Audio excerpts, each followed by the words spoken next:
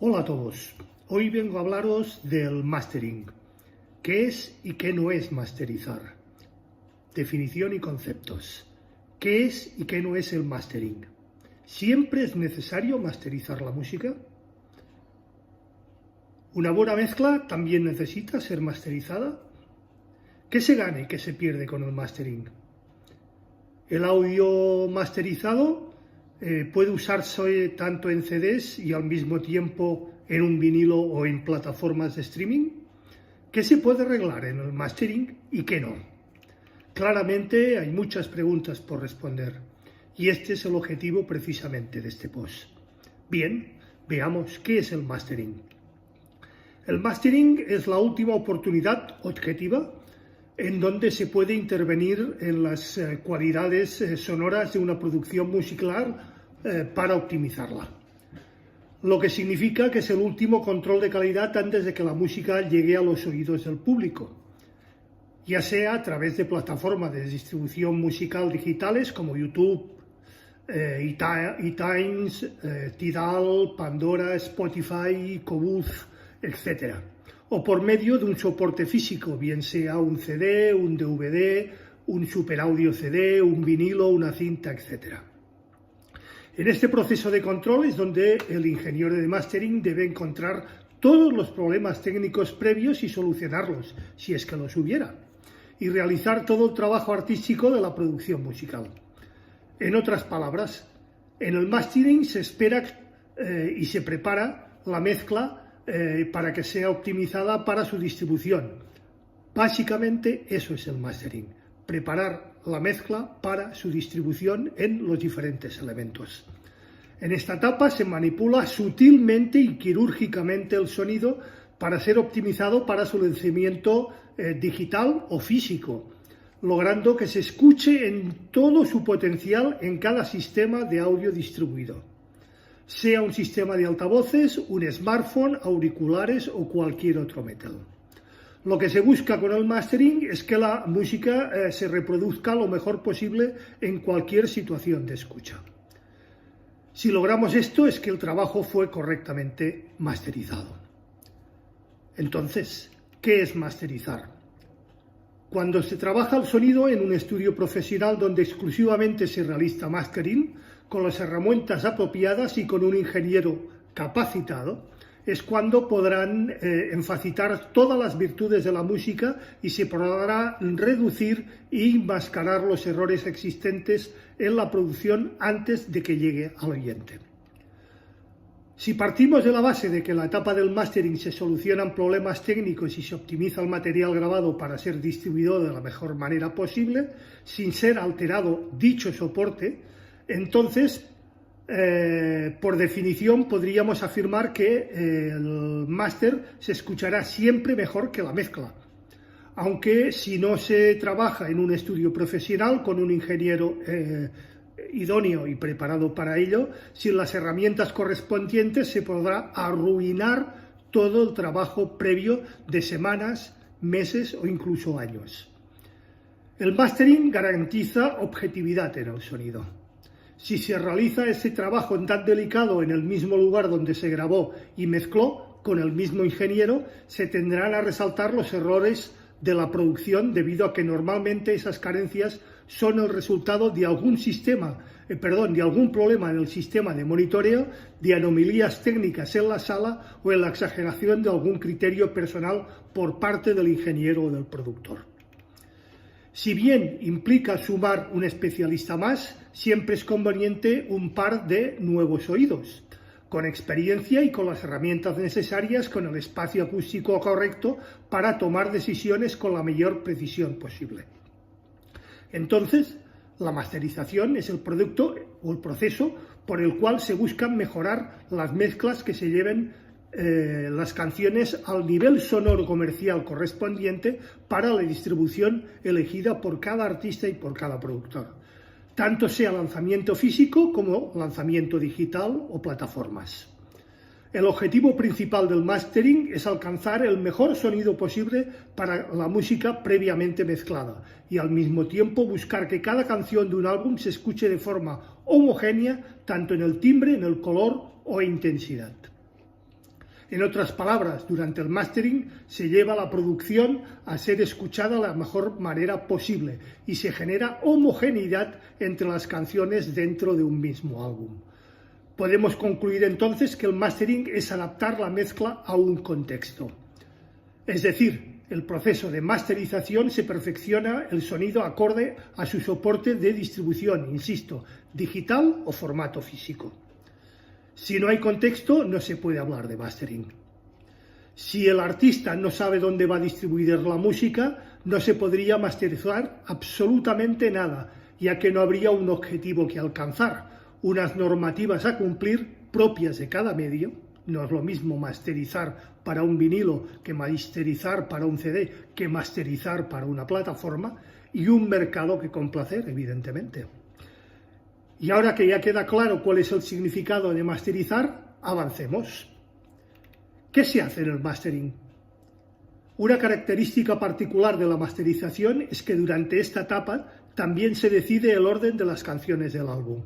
Se aplican fundidos, faders, o se entrelazan los tracks, se insertan metadatos necesarios para la identificación de la obra musical, como puedan ser los códigos ISRC, EAN, año de lanzamiento, nombre del artista, tipo del álbum, producción, etcétera, etcétera, etcétera. Y también se decide el tiempo o el espaciado entre las canciones. Principalmente se busca que el álbum suene consistente de un principio a un fin, y eso se logra unificando varias canciones que pueden ser de distintos estilos, aunque se pudieron ser grabadas por diferentes músicos y en diferentes estudios, evidentemente, y en distintas etapas entre sí. A veces se puede hablar de diferentes días, semanas, meses y años en esa producción, en esa grabación y en esa mezcla. Además de intentar buscar la mejor calidad sonora para la mezcla, también se busca conseguir un impacto emocional más grande en cualquier escucha de dicha canción o dicho álbum. Un sonido con más cuerpo, profundidad y claridad de detalles. Incluso el ingeniero de mastering debería estar atento a que los tracks no salgan con ruidos ajenos a la música, clics, problemas de polaridad e incompatibilidad con la imagen estéreo, etcétera, etcétera, etcétera. Existen miles de cuestiones a corregir o a mejorar. Si se tuvieron en cuenta todos estos aspectos, el material masterizado podrá incluso ser una canción de referencia e inspiración para otros ingenieros de masterización. ¿Qué no es el mastering? El mastering no soluciona carencias graves. Si en una grabación o en una mezcla no suena totalmente bien, el mastering como mucho llegaría a parchear algunos de estos errores, como mucho. Honestamente, la mayoría de ingenieros prefieren no realizar trabajos en estas situaciones y aconsejan no invertir ni un solo euro más o ni un solo dinero más en esas producciones y seguir adelante con otras donde no se vuelvan a cometer dichos errores o volver a comenzar desde cero, evidentemente.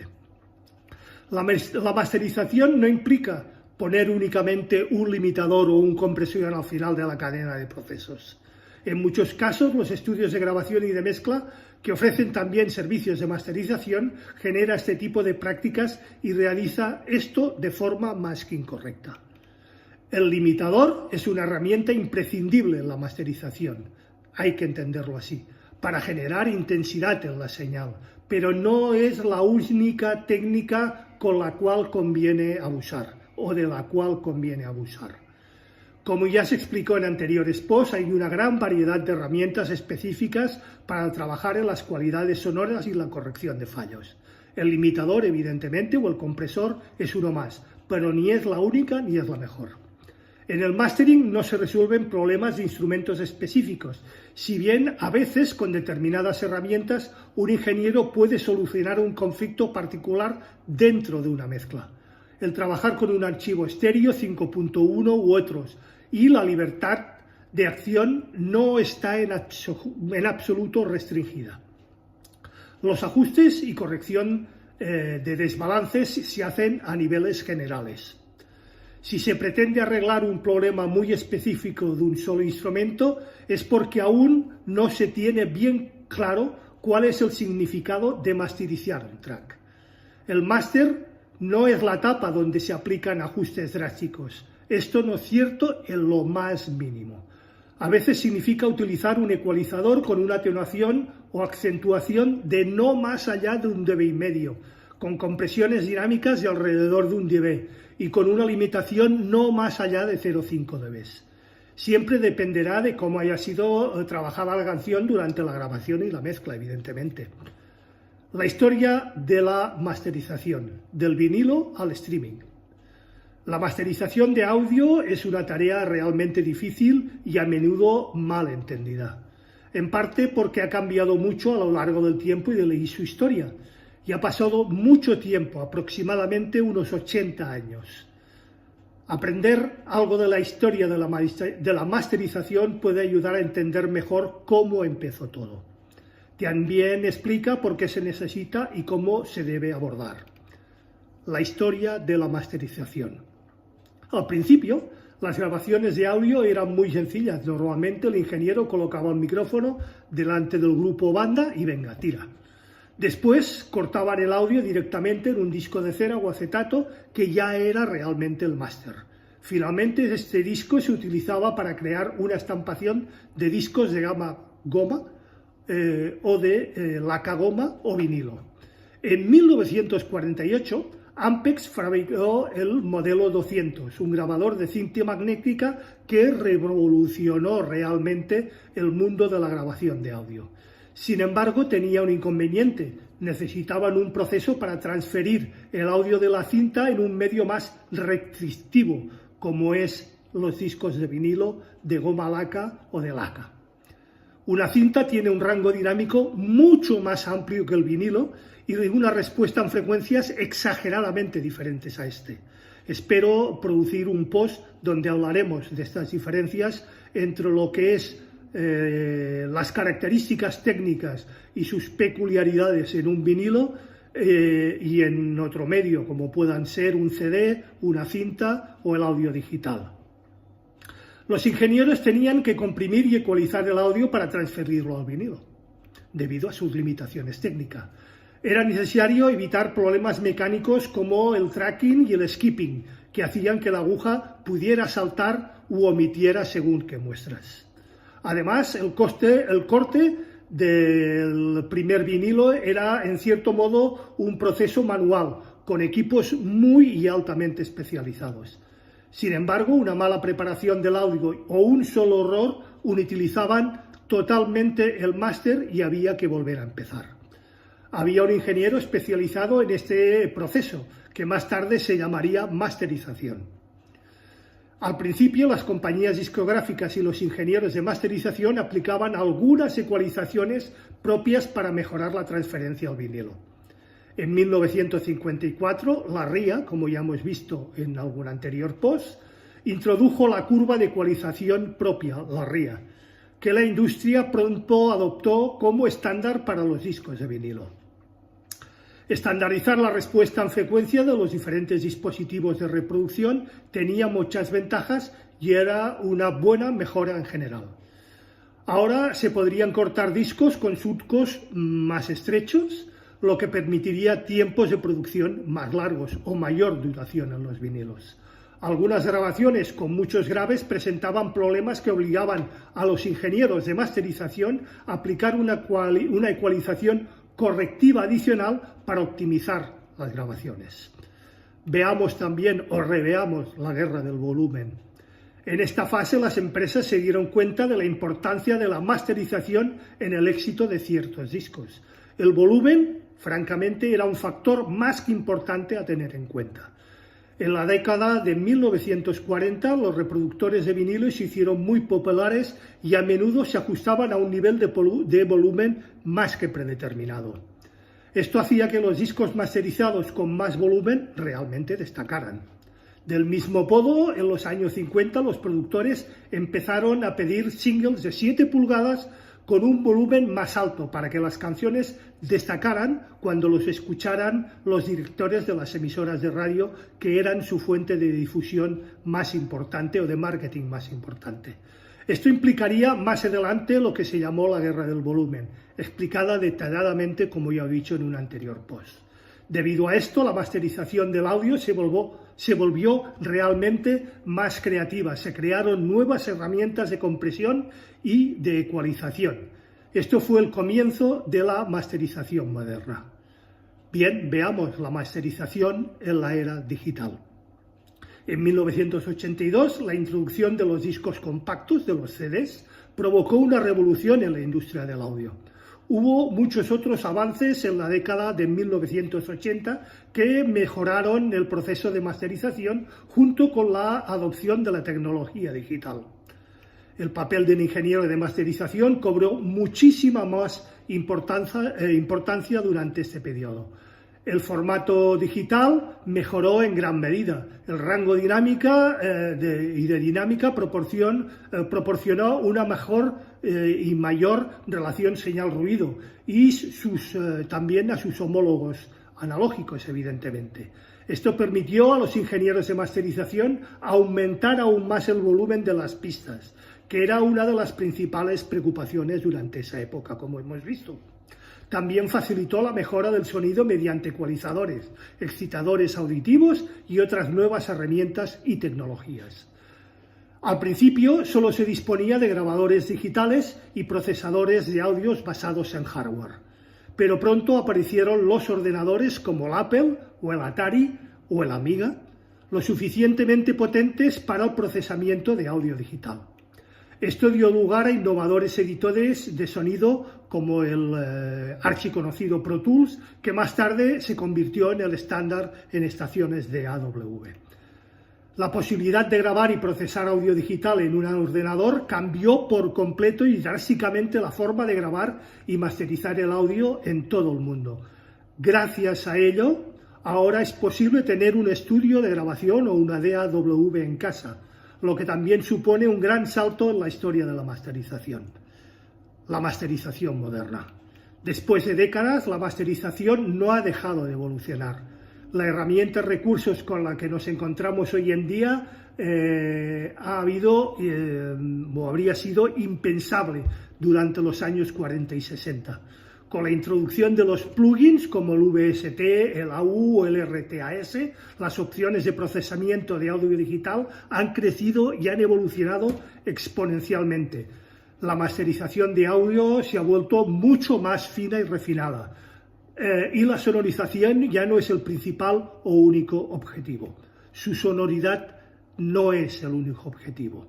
La compresión y la limitación multibanda ha introducido nuevas formas de equilibrar dinámicamente dicha ecualización, lo que ha supuesto grandes y significativas mejoras. Muchas herramientas para reducir el ruido, clics y fallos por medio simplemente de software también han ayudado a restaurar y masterizar discos y grabaciones antiguas.